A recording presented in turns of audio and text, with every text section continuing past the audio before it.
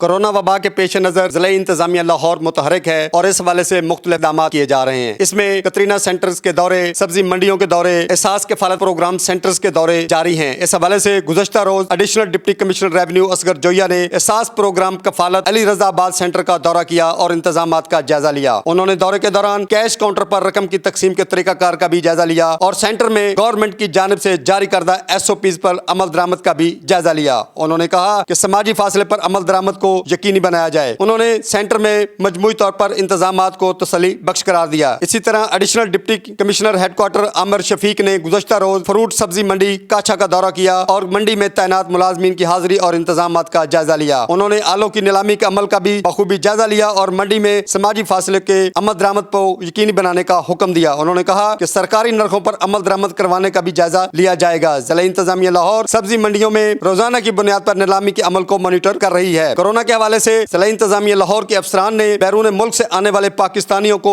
قرنطینہ centres میں منتقل کرنے کا بھی عمل شروع کر رکھا ہے۔ گزشتہ رات 2 پروازیں 497 مسافروں کو لے کر لاہور پر ایئرپورٹ پر اتری۔ ضلعی انتظامیہ لاہور نے اپنی نگرانی میں تمام مسافروں کو کورونا اسکریننگ کی اور قرنطینہ سینٹر میں شفٹ کر دیا گیا۔ قرنطینہ سینٹر میں آنے والے مسافروں کے لیے اسپیشل بیڈز پر ضلعی انتظامیہ لاہور کی جانب سے تمام مسافروں کے لیے سحری کے لیے بہترین انتظامات کیے گئے اور ضلعی انتظامیہ لاہور کے تمام افسران ایئرپورٹ پر موجود رہے اور انہوں نے تمام مسافروں کی اسکریننگ کی اور تمام مسافروں کو قرنطینہ سینٹر منتقل کیا، جہاں ان کو 14 دن رکھا جائے گا۔